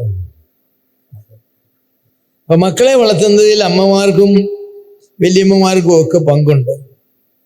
പൗലോസ് തന്നെ-കുറിച്ച് പറയുമ്പോൾ ഫിലിപ്പി ലേഖനത്തിൽ പറഞ്ഞു, ഞാൻ എബ്രായർ 8 പരിശോധന എന്നൊക്കെ പറഞ്ഞ് പരീശന്മാരുടെ പരീശനാണ്. പൗലോസിന്റെ അപ്പനും പരീശനായിരുന്നു, ഒരുപക്ഷെ വല്യപ്പനും പരീശനായിരുന്നു, പൗലോസും പരീശനായിരുന്നു. ആ ഒരു ഫാമിലി ട്രഡീഷനെ അത് നല്ലതാ. Durangasi പറഞ്ഞു, his father was an elder. He is an elder, still an elder, right brother? Yeah. He's an elder in the Brethren Church. Yes. അപ്പോൾ ആ അപ്പനെഴുതിയൊരു പാട്ടാണ് ഇന്നലെ പാടിയത്, നമ്മൾ കരഞ്ഞില്ലേ? ആ ഒരു അപ്പൻ്റെ സ്വാധീനമാണ്. നമ്മുടെ അപ്പന്മാരും നമ്മളും കരഞ്ഞിട്ടുണ്ട്, പക്ഷെ അത് ഈ കരച്ചിലല്ല, അല്ലേ? പ്രഹരത്തിന്റെ കരച്ചില്. അതെ. അപ്പൊ നമ്മുടെ എനിക്ക് അബ്രഹാമിനെ സാറയെ വലിയ ഇഷ്ടമാണ്. സാറയെ വലിയ ഇഷ്ടമാണ്. കാരണം എന്താണ്? സാറയ്ക്കൊരു മകനുണ്ടായപ്പോ സാറ അബ്രഹാമിനെ വിളിച്ച് പറഞ്ഞത്, നോക്കിക്കേ, എൻ്റെ കൊച്ചു വേലക്കാരത്തിനൊന്നും വളരാൻ നോക്കുക, വേലക്കാരൻ്റെ കൊച്ചിനോടൊന്നും വളരാൻ നോക്കുക, ഈ ദാസിയെയും മകനെയും പുറത്താക്കുക, എൻ്റെ മകൻ ഇസ്ഹാക്ക് ദാസിയുടെ മകനോടുകൂടെ വളരുവാൻ ഞാൻ സമ്മതിക്കില്ല, ഔട്ടെന്ന് പറയും. നിങ്ങളുടെ മക്കൾ ആരുടെ വളരുന്നു എന്നുള്ളതിനെ കുറിച്ച് നിങ്ങൾക്ക് ചിന്തയില്ലേ? ഞാൻ ചോദിക്കട്ടെ. നിങ്ങളുടെ വീട്ടിലൊരു ഹാഗാറും ഒരു ഇഷ്മയിലും ഒന്നും കാണുകയില്ലായിരിക്കും, പക്ഷെ നിങ്ങളുടെ അയൽവക്കത്തെ ഹാഗാറുമാരും ഇഷ്മയിൽമാരും ഉണ്ടല്ലോ. നിങ്ങൾ പറഞ്ഞിട്ടുണ്ടോ നിങ്ങളുടെ മക്കളോട്? ഭർത്താവ് ഭാര്യ പറഞ്ഞു, അതേ നോക്കി അയൽവക്കത്തെ ഒരു ഹാഗാറും ഒരു ഇഷ്മയിലുമാണ്, നമ്മുടെ പിള്ളേരവിടെ വിടാൻ സാധിക്കില്ല, ആ കൂട്ടുകിട്ടൊന്നും നമുക്ക് വേണ്ട. മക്കളോട് പറഞ്ഞിട്ടുണ്ടോ, മോനെ വേണ്ട, നന്റെ ഭാവിക്ക് നല്ലതല്ല. ആരുടെ പിള്ളേർ പോകുന്നു, ആരുടെ വന്ന് ക്രിക്കറ്റ് കളിക്കാൻ പോകുന്നു, ആരുടെ വന്ന് കളിക്കാൻ പോകുന്നത്, ആരുടെ അയൽവക്കത്തെ മാവേൽ കയലറിയാൻ പോകുന്നത്, വല്ലതും നിങ്ങൾക്കറിയാമോ?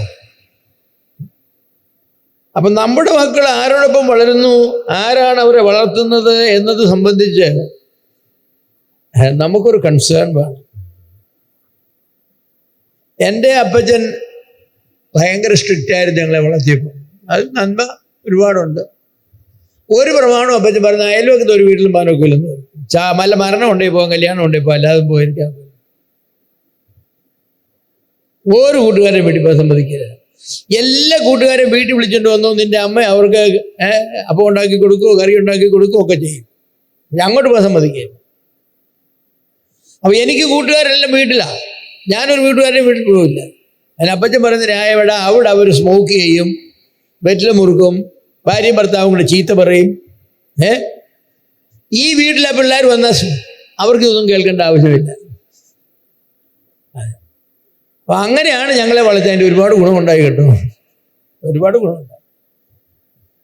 ഇവ പല മാതാപിതാക്കളും ഈ സമയത്ത് നിങ്ങളുടെ മക്കൾ എവിടെയെന്ന് ചോദിച്ചാൽ എവിടെയോ ഉണ്ട്, എവിടെയോ ഉണ്ട്. ഇല്ല, സാറ പറഞ്ഞു എൻ്റെ മകൻ ഇസ്മായിലിലൂടെ വളരാൻ പാടില്ല, വളരുന്നെങ്കിൽ എന്ത് സംഭവിക്കുമെന്നറിയാമോ?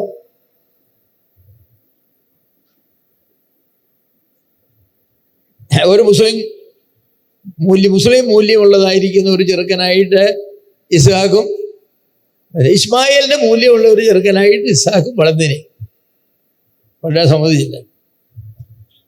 പക്ഷേ ഇസ്ഹാക്ക് റിബേക്കയും അവരുടെ മക്കളെ വളർത്തുന്നതിൽ എത്രത്തോളം കൃത്യത കാണിച്ചില്ല. യാക്കോബ് അമ്മയുടെ കൂടെ അടുക്കളയിൽ വളർന്നത് കൊണ്ട് അവന് ഒത്തിരി ഗുണമുണ്ടായി. പക്ഷെ ഏശാവ് എന്ത് ചെയ്യുന്ന പറഞ്ഞത്? അവൻ ഔട്ട്ഡോർ മാനായിരുന്നു, വേട്ടയിൽ സമർത്ഥനായിരുന്നു. അപ്പൊ കനാന്യരായിരിക്കുന്ന യുവാക്കന്മാർ ഒരുമിച്ച് അവർ പോകും, വനത്തിലങ്ങ് പോകും, ഒരാഴ്ചത്തേക്കൊക്കെ പോകും. പോയിട്ട് അട്ടയിറച്ചിയായിട്ട് വരും. അത് ഇസാക്ക് നിന്നപ്പോൾ വേടാ മോനെ കുഴപ്പമില്ലടാ, ഇത് നല്ല ജോലിയാണ് നിൻ്റേത്. മകന്റെ വേട്ടയിറച്ചിയിൽ കൊതി കൊണ്ടിട്ടാണ് അവസാനം പറഞ്ഞ് കൊണ്ടുപോകാൻ ഞാൻ നിന്നെ അനുഗ്രഹിക്കാമെന്ന് പറഞ്ഞത്. കണ്ടില്ലേ എന്തോ ഒരു തെറ്റാ സംഭവിച്ചത്, എന്തോ ഒരു തെറ്റാ സംഭവിച്ചത്.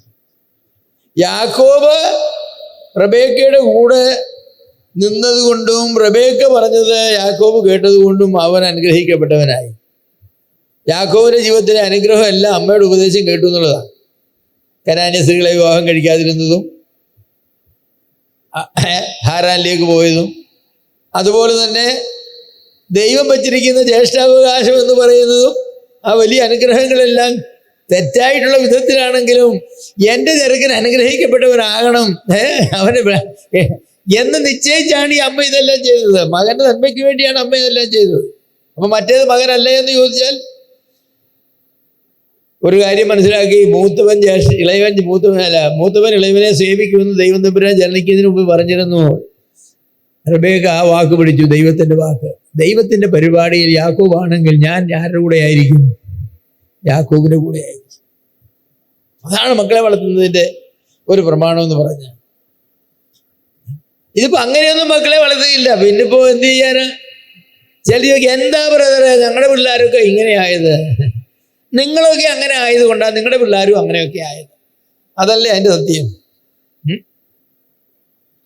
നിങ്ങളിങ്ങനെ പുറത്ത് ചെല്ലും വൈറ്റ് വാഷൊക്കെ ചെയ്ത് നല്ല ക്രിസ്ത്യാനിയായിട്ടിരിക്കുന്നെങ്കിലും അകം തുറന്നു നോക്കിയാൽ അങ്ങനെ അല്ല. കാരണം അങ്ങനെ ആരും നിങ്ങളുടെ മക്കളെ അങ്ങനെ വളർത്തൂല്ലല്ലോ, അങ്ങനെ വളർത്തുകയില്ല. അതുകൊണ്ട് ഞാൻ പറഞ്ഞ രണ്ടാമത്തെ പ്രമാണം എന്താണ്? Commitment for one's own children. നിങ്ങളുടെ മക്കൾക്ക് വേണ്ടിയുള്ള നിങ്ങളുടെ സമർപ്പണം.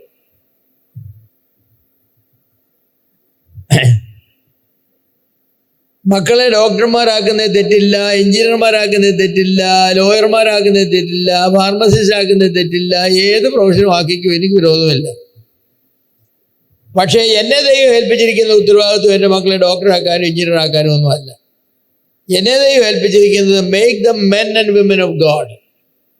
ദൈവ പുരുഷന്മാരും ദൈവ സ്ത്രീകളുമായി ദൈവം എന്നെ ഏൽപ്പിച്ച മക്കളെ ആക്കി തീർക്കുന്ന ജോലിയാണ് ദൈവം എന്നെ ഏൽപ്പിച്ചിരിക്കുന്നത്. ഉപജീവനത്തിന് വേണ്ടി അവരാരും എന്ത് ജോലി ചെയ്തോട്ടെ, എനിക്ക് വിരോധമില്ല. മീൻപിടുത്തക്കാരോ ആശാരിമാരോ കൊല്ലന്മാരോ ആരായാലും എനിക്ക് വിരോധമില്ല. ഉള്ള കാര്യം പറയാം. ഉപജീവനത്തിന് വേണ്ടി പക്ഷെ അവരാരായിരിക്കണമെന്ന് ചോദിച്ചാൽ they should be men and women of God.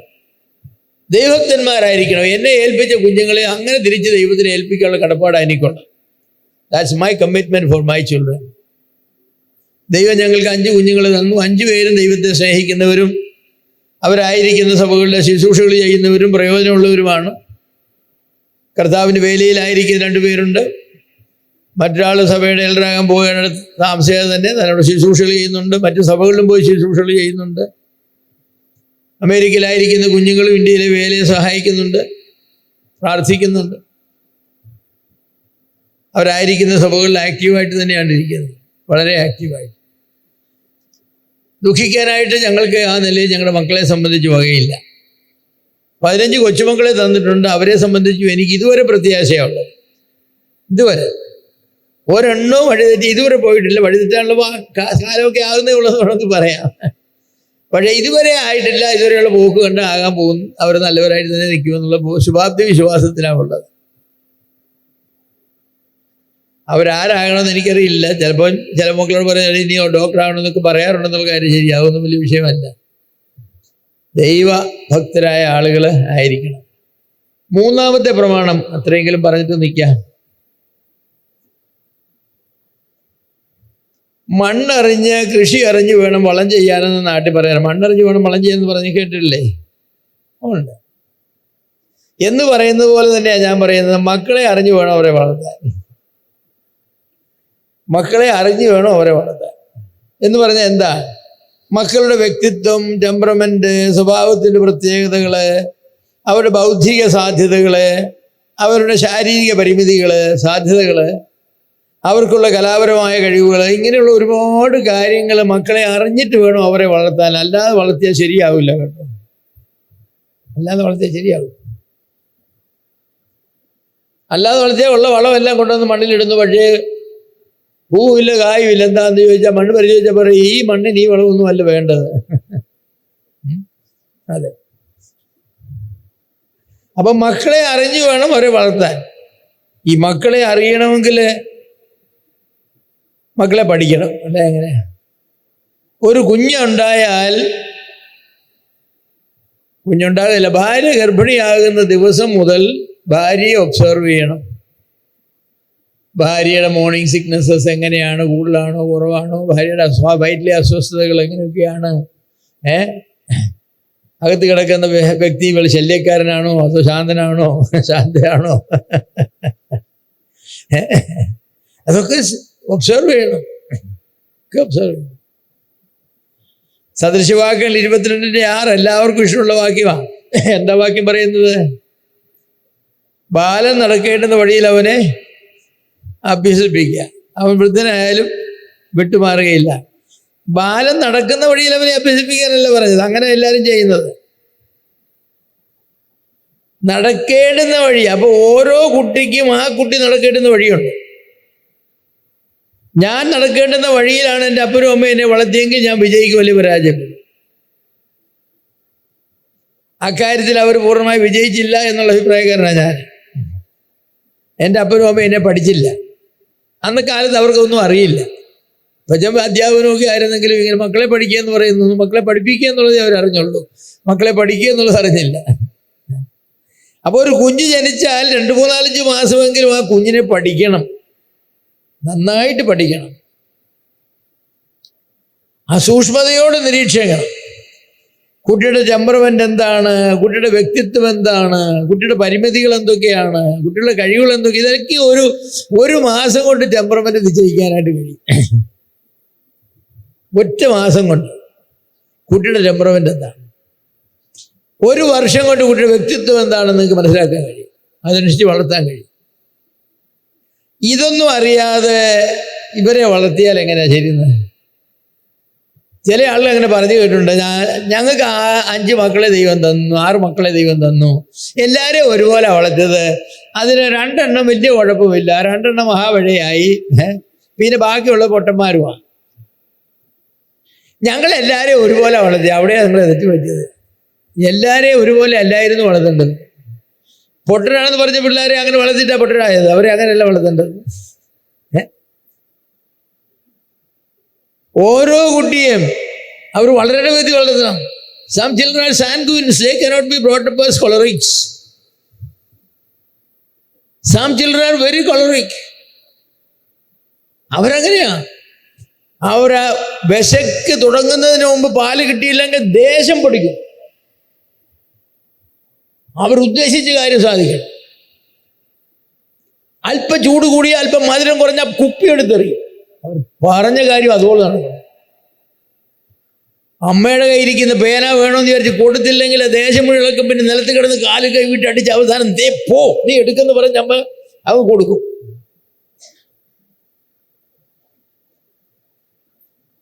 വേറെ ചിലത് അങ്ങനെയല്ല, അലസതയുള്ള കുട്ടികളാണ്. കൊടുത്തേ കൊടുത്ത് കുടിച്ചാൽ കുടിക്കും, അല്ലേ കുടിക്കില്ല. അവരവിടെ കൊണ്ട് കിടത്തി അവിടെ കിടന്നോളൂ.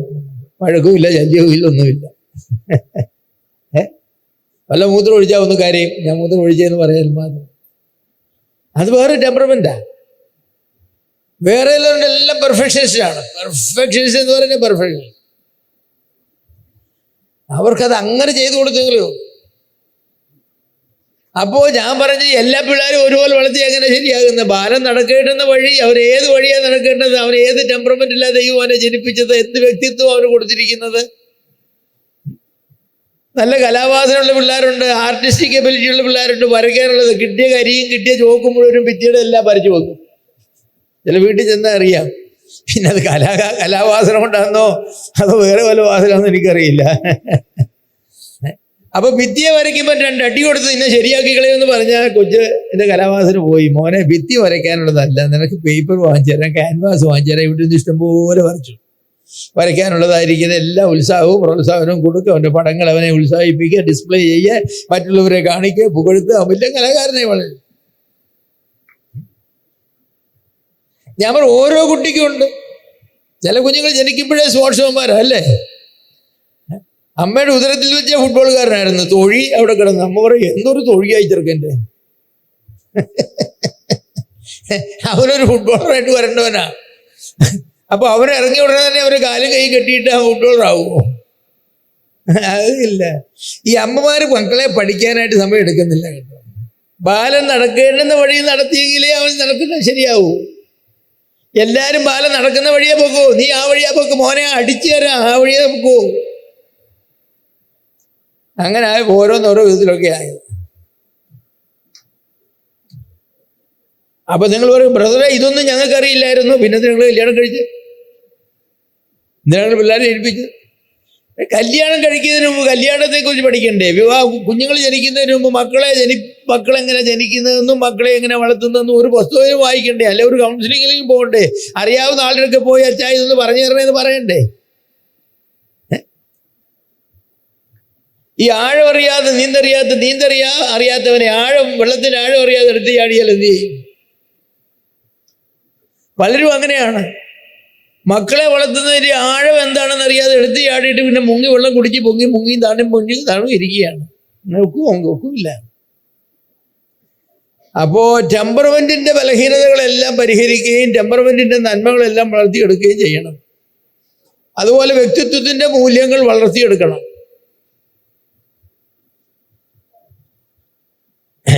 ഗലാത്യയിലെ 4-ാം അധ്യായം ന്യായപ്രമാണവും കൃപയും തമ്മിലുള്ളതായിരിക്കുന്ന ഒരു പഠനത്തിന്റെ ഭാഗമായിട്ടാണ് പറഞ്ഞെങ്കിലും പൗലോസോട് പറഞ്ഞതായിരിക്കുന്ന കാര്യം വളരെ രസമാണ്. പറഞ്ഞു, പിതാവ് നിശ്ചയിച്ച അവധിയോളം രക്ഷകന്മാർക്കും ഗൃഹവിചാരകന്മാർക്കും കീഴ്പ്പെട്ടവനത്രേ എന്ന് ഞാൻ പറയുന്നു. എന്ന് പറഞ്ഞാൽ യഹൂദന്മാരുടെ ഇടയിലും മക്കളെ വളർത്തുന്ന അമ്മ മാത്രമല്ല, കുഞ്ഞിനെ പഠിപ്പിക്കാനായി ട്യൂട്ടേഴ്സിനെ ആക്കും. വലിയ പണക്കാരൊക്കെ അവർ ട്യൂട്ടേഴ്സിനെ ആക്കും. അവരൊക്കെ പിയാനോ വായിക്കാൻ അറിയാവുന്ന, മ്യൂസിക് അറിയാവുന്നവരും പല കാര്യങ്ങൾ അറിയാവുന്നവരുമാണ്. അപ്പോൾ ഈ കുഞ്ഞിനെ പിയാനോ പഠിപ്പിക്കുകയും വയലിൻ പഠിപ്പിക്കുകയും ഒക്കെ അവർ ചെയ്യും. അതുപോലെ തന്നെ കണക്കിന് എക്സ്പേർട്ട് ആയിരിക്കും. അങ്ങനെ ഗൃഹവിചാരകന്മാരും ട്യൂട്ടേഴ്സും ഉണ്ടാകും. അപ്പം നമുക്ക് പ്രശ്നം എന്താണെന്ന് ചോദിച്ചാൽ, നമ്മുടെ കുഞ്ഞുങ്ങളെ വളർത്താനായിട്ട് നമുക്ക് ഒത്തിരി പേരുടെ അറിയത്തില്ലല്ലോ, ഒത്തിരി കാര്യങ്ങൾ അറിയില്ല. പക്ഷെ നമുക്ക് ആരെ ആക്കാം? ഗൃഹവിചാരകന്മാരെയും അതുപോലെ തന്നെ ട്യൂട്ടേഴ്സിനെയും നമുക്ക് ആക്കാം. എന്ന് പറഞ്ഞാൽ നിങ്ങളുടെ കുട്ടികളെ സ്വാധീനിക്കുന്നത് ആരായിരിക്കണമെന്ന് മാതാപിതാക്കളാണ് നിശ്ചയിക്കേണ്ടത്. ആരെയാണ് എൻ്റെ കുട്ടിയെ വളർത്താനായിട്ട് ആയിട്ട് ഞാൻ ആക്കേണ്ടത്? അക്കാര്യം നമ്മൾ തീരുമാനിക്കണം. അത് തീരുമാനിക്കാതെ ആരെയെങ്കിലും എൻ്റെ കുട്ടിയെ വളർത്താനായിട്ട് ഏർപ്പെടുത്തിയാൽ ശരിയാവില്ല. See, among the Jewish people, a Jewish boy or a girl in the ancient days would not meet an unbeliever, a Gentile, until he was 12 years. Only after he is adopted legally, the Mar Mitzvah ceremony, he is free to meet a Gentile. അവരെ മകനായി ദത്തെടുത്ത ശേഷം മാത്രം ഒരു അവിശ്വാസിയെ കാണാൻ അവർ അനുവദിക്കൂ. അതുപോലെ വീട്ടിലാണ്. നമ്മുടെ എങ്ങനെയാ? as soon as the child is born, 2-year-old child is taken and given in a crush, and the lady who watches is an atheist, maybe an immoral lady. We don't check anything. Just take care of my children. Then we complain, oh, they didn't come out right. How can they come out right? നിങ്ങൾ വളർത്തേണ്ടതിന് വേണ്ടി വല്ലവരെയും വളർത്താൻ കൊടുത്തിട്ട് നിങ്ങൾ പിള്ളേർ ശരിയായില്ലെന്ന് പറഞ്ഞു. അപ്പോൾ പിതാവ് നിശ്ചയിച്ച അവധിയോളം ഇത്ര വയസ്സ് വരെ എൻ്റെ കുഞ്ഞിനെ ഇങ്ങനെ പഠിപ്പിക്കും. ഇതൊക്കെ മക്കളെ വളർത്തുന്നതിലും പഠിപ്പിക്കേണ്ടതിലെയും പ്രമാണങ്ങളാണ്. കുഞ്ഞുങ്ങളെ അറിയണം. ഈ പ്രൊവേഴ്സ് 22:15 നമ്മൾ 6-ാം വാക്യം എല്ലാവർക്കും അറിയാം. 15-ാമത്തെ വാക്യവും കൂടെ പഠിച്ചിട്ട് വേണം 6-ാമത്തെ വാക്യം പഠിക്കാൻ. 15-ാമത്തെ വാക്യം എന്താ പറയുന്നത് അറിയാമോ? ബാലന്റെ ഹൃദയത്തോട് ഭോഷത്വം പറ്റിയിരിക്കുന്നു എന്നാണ്. ശിക്ഷയ്ക്കുള്ള വടി അതിനെ അവരിൽ നിന്ന് അകറ്റിക്കളയും. എല്ലാ കുഞ്ഞുങ്ങളും ജനിക്കുമ്പോൾ അവരുടെ ഹൃദയത്തിൻ്റെ ഭിത്തിയെ പറ്റിയിരിക്കുന്ന ചില കാര്യങ്ങളുണ്ട്. പുറത്ത് തലയിലൊക്കെ പറ്റിയിരിക്കുന്നതൊക്കെ അവർ കുളിപ്പിച്ചൊക്കെ എടുത്ത് കളയും. ദേഹത്ത് പറ്റിയിരിക്കുന്നതൊക്കെ അവർ സ്വാഡ്ലിംഗ് ക്ലോത്തും ഉപ്പും ഒക്കെ ഇട്ട് കഴുകി കൊടുത്തിയാൽ. പക്ഷേ ഹൃദയത്തിൽ പറ്റിയിരിക്കുന്ന സാധനത്തിൻ്റെ പേര് ഭോഷത്വം എന്നാണ്. ഈ ഭോഷത്വത്തെ എടുത്തു കളയാനായിട്ട് എന്താ ഉണ്ടെന്ന് പറഞ്ഞത്? ശിക്ഷയ്ക്കുള്ള വടി. ശിക്ഷയ്ക്കുള്ള വടി അതെടുത്ത് കളയും. വേറെ ഒന്നും എടുത്ത് കളയില്ല. ശിക്ഷയ്ക്കുള്ള വടിയിൽ ഞാൻ പറയും, ശിക്ഷണത്തിനുള്ളതായിരിക്കുന്ന വായു കൊണ്ടുള്ള അടിയും വടി കൊണ്ടുള്ള അടിയും ഉണ്ട്. ഇതിലേതാണ് എവിടെ ആവശ്യമെന്ന് മാതാപിതാക്കൾ ബോധപ്പെട്ട് വേണം പ്രയോഗിക്കാൻ. ശിക്ഷണത്തിനുള്ള വടി ശിക്ഷയായിട്ട് മാറ്റിയാൽ ശരിയാകും. ശിക്ഷ കൊടുക്കേണ്ടടുത്ത് ശിക്ഷണം കൊടുത്താൽ ശരിയാകും. ഇത് രണ്ടും ആവശ്യമാണ്. കുഞ്ഞുങ്ങളെ വളർത്തുമ്പോൾ അങ്ങനെയൊക്കെ വേണം. ഇതറിയാവുന്ന സാധാരണ ഒരു കാര്യം ചെയ്തു. ഗവൺമെൻറ്റുകളെ കൊണ്ട് പറയിപ്പിച്ചു, വടിയെന്ന് പറയുന്നത് തൊട്ടുപോകരുത്. പിന്നെ പറയിപ്പിച്ചു, കുഞ്ഞുങ്ങൾക്ക് വിഷമം ഉണ്ടാകുന്ന ഒരു കാര്യം മാതാപിതാക്കൾ പറയാൻ പാടില്ല. പറഞ്ഞു കഴിഞ്ഞാൽ അത് വലിയ കുറ്റമോ? മാനസിക പീഡനം എന്ന് പറഞ്ഞാൽ ഭയങ്കര കുറ്റമല്ലേ? അപ്പൊ സാത്താൻ നമ്മളെ കുളിപ്പിച്ച് കിടത്തി എന്ന് പറഞ്ഞ സ്ഥിതിയിലാക്കി. അങ്ങനെ നമുക്ക് ഒക്കുകയില്ല. യോഹന്നാൻ ജനിച്ചതായിരിക്കുന്ന കാലസമയത്ത് ചുറ്റുമുള്ള എല്ലാവരും ഒരു ചോദ്യം ചോദിച്ചു, ഈ പൈതൽ ആരായിത്തീരുമല്ലേ, എന്തായിത്തീരുമെന്ന് അവർ ചോദിച്ചു. ഈ പൈതൽ എന്തായിത്തീരും? കാരണം ചുറ്റുവട്ടത്തിലുള്ളതായിരിക്കുന്ന കാര്യങ്ങൾ, സക്കറിയാവ് ഊമനായിത്തീരുന്നു, കുഞ്ഞ് ജനിച്ചു കഴിഞ്ഞിട്ട് തന്നെ വായ തുറക്കുന്നു, പ്രവചനമായിട്ട് ദൈവത്തെ സ്തുതിക്കുന്നു. ആളുകളെല്ലാം കേട്ട് പറഞ്ഞു, ഈ പൈതൽ ആരായിത്തീരുമെന്ന്. ആ ചോദ്യം ഓരോ പൈതലിനെ സംബന്ധിച്ചുകൊണ്ട് കേട്ടോ, ഈ കൊച്ചാരായിത്തീരുമപ്പാ? ഇത് ദൈവദാസനായിത്തീരുമോ, സുവിശേഷകനായിത്തീരുമോ, അപ്പോസ്തലനായിത്തീരുമോ, പ്രവാചകനായിത്തീരുമോ, ആരായിത്തീരും? ഇത് വല്ല കള്ളക്കടത്തുകാരനായിത്തീരുമോ, കമ്പട്ടക്കാരനായിത്തീരുമോ, ഡ്രഗ് അഡിക്റ്റ് ആയിത്തീരുമോ, വേശ്യയായിത്തീരുമോ? അങ്ങനെ ഒരുപാട് കാര്യങ്ങൾ. ആ ചോദ്യമുണ്ട്, ഈ പൈതൽ ആരാകുന്നുള്ളത്. അതിന് ഉത്തരം പറയാൻ കഴിയുന്ന മാതാപിതാക്കളേ ഉള്ളൂ, മാതാപിതാക്കൾക്കേ ഉള്ളൂ. എൻ്റെ സമയം കഴിഞ്ഞു അല്ലേ? കർത്താവിനെ വളർത്തിയതിനെ കുറിച്ച് ഞാനൊരു വാക്കുകൂടെ പറഞ്ഞു. എല്ലാം തീർന്നില്ല. എൻ്റെ 3 പ്രമാണങ്ങളെ പറഞ്ഞുള്ളൂ. ഇനി 2 പ്രമാണമുണ്ട്. അത് മക്കൾ വളർന്നു കഴിഞ്ഞിട്ട് പറയാം. കർത്താവിൻ്റെ വളർത്തിയതിനെ കുറിച്ച് 2 വേദഭാഗങ്ങൾ ഉണ്ട്. 2 ലൂക്കോസിന്റെ സുവിശേഷം 2-ാം അധ്യായത്തിലാണ്. ഒന്ന് 40-ാമത്തെ വാക്യത്തിൽ, മറ്റേത് 52-ാമത്തെ വാക്യത്തിലുമാണ്. 40-ാമത്തെ വാക്യം എന്ന് പറയുന്നത് 12 വയസ്സുള്ളപ്പോഴും 52-ാമത്തെ വാക്യം 30 വയസ്സുള്ളപ്പോഴും. 40-ാമത്തെ വാക്യം അവർ യെരൂശലേം ദൈവാലയത്തിൽ പോയി. യേശു ദൈവാലയത്തിൽ അവിടെ ശാസ്ത്രിമാരോടുമൊക്കെ വർത്തമാനം പറഞ്ഞൊക്കെ ഇരുന്ന് കഴിഞ്ഞിട്ട് തിരിച്ച് വീട്ടിൽ വന്ന് പറയാണ്, അത് ആ കാലഘട്ടത്തെക്കുറിച്ച് പറയുകയാണ്, പൈതൽ വളർന്നു, അത് ശാരീരിക വളർച്ചയാണ്. ജ്ഞാനം നിറഞ്ഞു, അത് മാനസിക വളർച്ചയാണ്. ആത്മാവിൽ നല്ല ബലപ്പെട്ടു, അത് ആത്മീക വളർച്ചയാണ്. ദൈവകൃപയും അവനോടുകൂടെ ഉണ്ടായി. 52-ാമത്തെ വാക്യം 30-ാമത്തെ വയസ്സിനെ കുറിച്ച് പറയും, യേശുവോ ജ്ഞാനത്തിൽ, അത് ബുദ്ധിയുള്ള വളർച്ചയാണ്. അതുപോലെ വളർന്നു, അത് ശരീരത്തിൻ്റെ വളർച്ചയാണ്. ദൈവകൃപയിൽ വളർന്നു, അത് ആത്മീയ വളർച്ചയാണ്. മനുഷ്യപ്രീതിയും ഉണ്ടായിരുന്നു, അത് സാമൂഹ്യ വളർച്ചയാണ്. അപ്പോ യേശുക്രിസ്തുവിന്റെ വളർച്ചയിൽ the intellectual, the physical, the spiritual and the social. Even at the age of 12, he had all 4 dimensions of growth. His parents paid great attention in bringing up Jesus Christ. യേശുക്രിസ്തു അനുഭവിച്ച അത്രയും തല്ലുവടി മർദ്ദനവും ശാരീരിക മർദ്ദവും മാനസിക സമ്മർദ്ദവും ആരാ അനുഭവിച്ചിട്ടുള്ളത്? ഇതെല്ലാം അനുഭവിച്ചിട്ടും യേശുക്രിസ്തു എങ്ങനെയാണ് നിന്നത്? അടി കൊണ്ട് താഴെ വീണമെന്ന് എനിക്കറിയില്ല. അടിയെല്ലാം കൊണ്ട് ഇങ്ങനെ വെച്ച് നിന്നതാണ്. അതിൻ്റെ കാരണം എന്താണെന്നറിയാമോ? നല്ല ഫിസിക്കൽ ബോഡി കർത്താവിനുണ്ടായിരുന്നു. അതുപോലെ നല്ല മെൻ്റൽ ബോഡി കർത്താവിനുണ്ടായിരുന്നു. നല്ല mental mind. Spiritually he was strong, socially he was strong. നമ്മുടെ മക്കളെ വളർത്തുമ്പോൾ ഈ 4 മേഖലകളിലും അവരുടെ physical, spiritual, social and intellectual വളർച്ച, അതിന് പ്രാധാന്യം കൊടുത്തുകൊണ്ട് വേണം നാം വളർത്താനായിട്ട്. അങ്ങനെ വളർത്തിയില്ലെങ്കിൽ നമുക്ക് വിജയിക്കാനായിട്ട് സാധിക്കില്ല. അവസാനത്തെ 2 പ്രമാണങ്ങൾ ഞാൻ പറയാം, വിശദീകരിക്കാതെ അത് അക്കമിട്ട് പറഞ്ഞിട്ട് ഞാനിരിക്കാം. 4-ാമത്തെ പ്രമാണം എന്ന് പറയുന്നത്, നല്ല മാതൃകകൾ മക്കൾക്ക് കാണുവാനായിട്ട് അവിടെ മുൻപിൽ പ്രദർശിപ്പിക്കണം. അനുകരണയോഗ്യമായ മാതൃകകൾ അവർക്ക് നൽകണം. അനുകരണയോഗ്യമായ മാതൃകകൾ അവർക്ക് നൽകണം.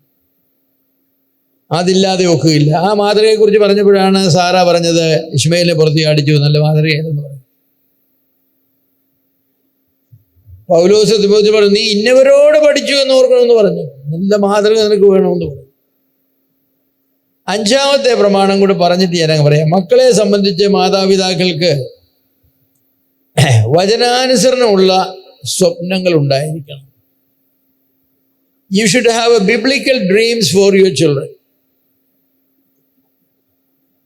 അതായത് ബിബ്ലിക്കൽ ഐഡിയോളജിയിൽ ഒരു മകൻ എങ്ങനെയുള്ളവനായിരിക്കണം,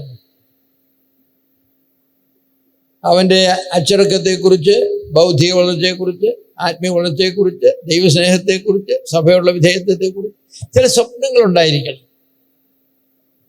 ഒരു വള്ളം തുഴയുന്ന ആൾ വള്ളത്തിൽ കയറി ആളുകളെയും കൊണ്ട് പോകുമ്പോൾ വെറുതെ അങ്ങ് വള്ളം തുഴയല്ല, വള്ളം അടുപ്പിക്കേണ്ടതായിരിക്കുന്ന ഒരു കടവ് അവൻ്റെ മനസ്സിൽ ഉണ്ട്. അതനുസരിച്ചാണ് തുഴയുന്നത്.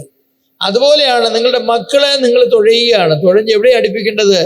നിങ്ങളുടെ മനസ്സിൽ കണ്ട സ്വപ്നത്തിൻ്റെ പോയിന്റ് ഉണ്ട്, ആ പോയിന്റിൽ അവനെ അടുപ്പിക്കണം. അതെല്ലാം എൻജിനീയറിംഗ് പോയിന്റും മെഡിക്കൽ പോയിന്റും ആയാൽ ശരിയാവില്ല കേട്ടോ, നമ്മളുള്ള കാര്യം പറയാം. അതുകൊണ്ട് മക്കളെ വിജയകരമായി വളർത്തണമെങ്കിൽ ഒത്തിരി കാര്യങ്ങൾ അതിൻ്റെ പിന്നിലുണ്ട്. സമയം എനിക്ക് വളരെ കുറച്ചേ തന്നുള്ളൂ, വലിയ വിഷയമാണ്. ദൈവം നിങ്ങളെ അനുഗ്രഹിക്കട്ടെ, നല്ല മക്കളെ തന്നെ ദൈവം അനുഗ്രഹിക്കട്ടെ. ദൈവനാമം മഹത്വപ്പെടുമാറാകട്ടെ. ആമേൻ.